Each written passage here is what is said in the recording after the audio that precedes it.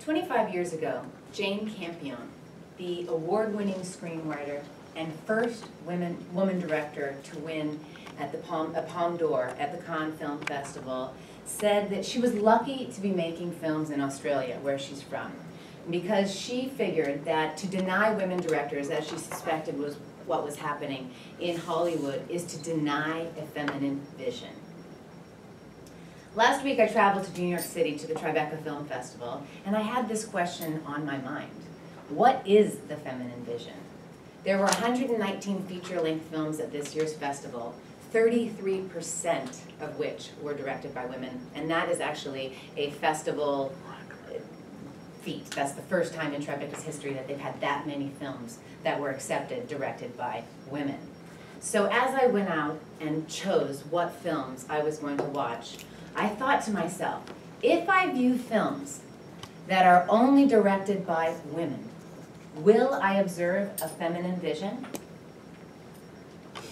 Sorry, this isn't big enough for you to really see the infographic, but I want you to get the point that female representation in Hollywood really lags behind men.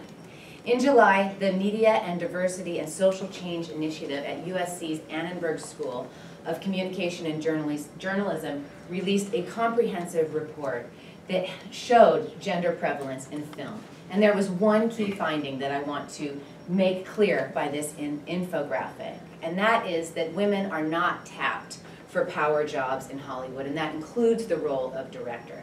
In fact, this report found that in 2013, only 1.9% of the directors of Hollywood's top 100 grossing films were directed by women. 1.9%.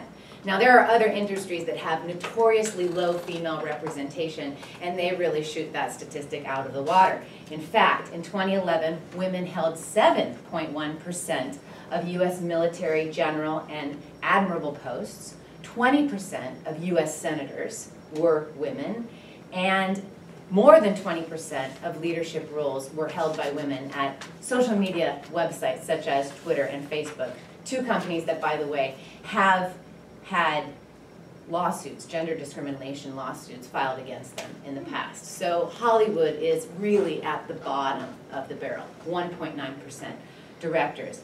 Yet, these reports such as this, and the conversation that we hear about this issue, really only addresses the correlation between low numbers of female filmmakers and the lack of female characters with speaking roles that are portrayed positively on screen. That's generally what the conversation is about. So I'm wondering, what is the social change that's possible? What are the implications and the outcomes that we could see as possibilities if we had more women behind the camera? I wonder if there is an intrinsic value in women telling stories, all stories, from their perspectives and from their experiences. When we see the world through the eyes of women, do possibilities open up that we could not see before? What will the impact of women directors and writers hired and produced on par with men ultimately be? To be sure, there are some of you that may be concluding that what I'm assuming here are categorical polarizations, such as women do this and men do that, and that is not my intention. But I really do want to pose the question to all of you, that if such a disproportionate number of films that we watch are directed by men, then surely this has impacted the art form as a whole. Surely the addition of more women behind the camera must lead to something different than what we always see. Consider the outcome of women who actually get into festivals like Tribeca. In an article that was published this week in the LA Weekly, Jessica Ogilvy noted that there is a real difference in experience for women and men who get into festivals like Tribeca. For example, men who win the highest awards at these festivals are often tapped by the big six afterwards and offered opportunities to direct films from places like Disney, Universal, Warner Brothers, Paramount, Sony, and Fox. But these big six studio executives rarely turn to the women who win the same prizes and give them the opportunity to direct a film.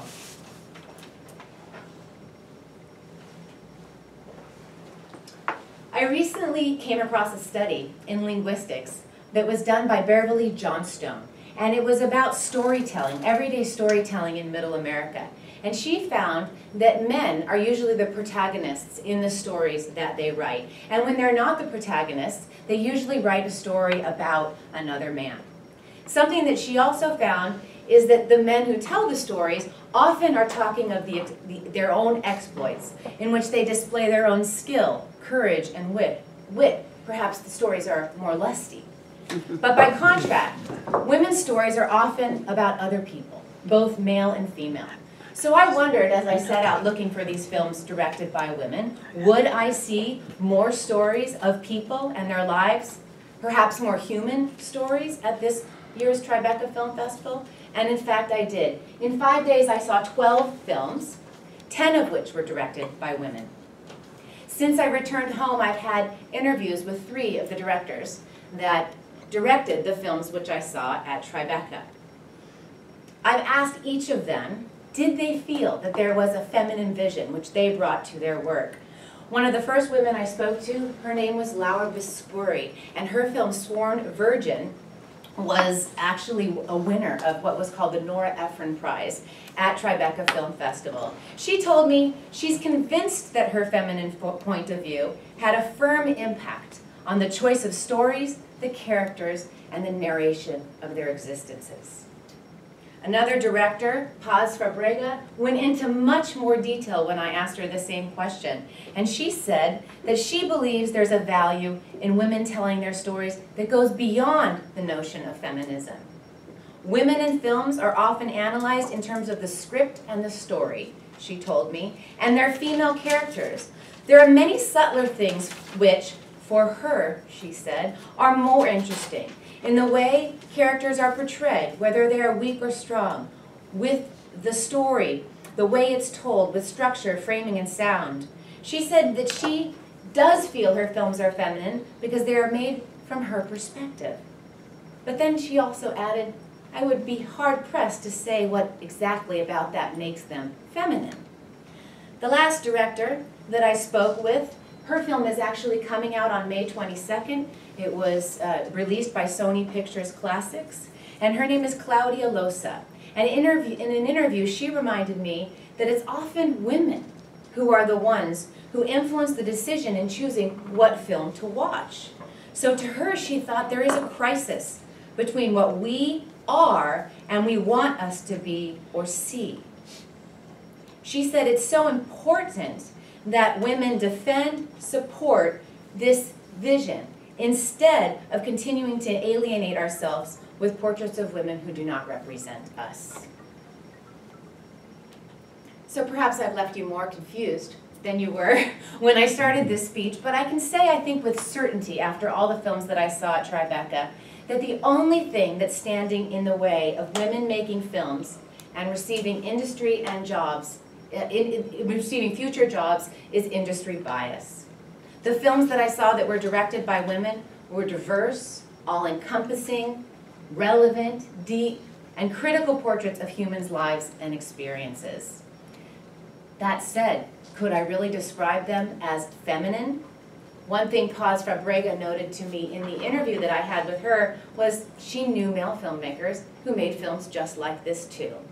So, as I continue to research this question and interview the directors whose films I saw, I will be sure to keep you posted. Thank you.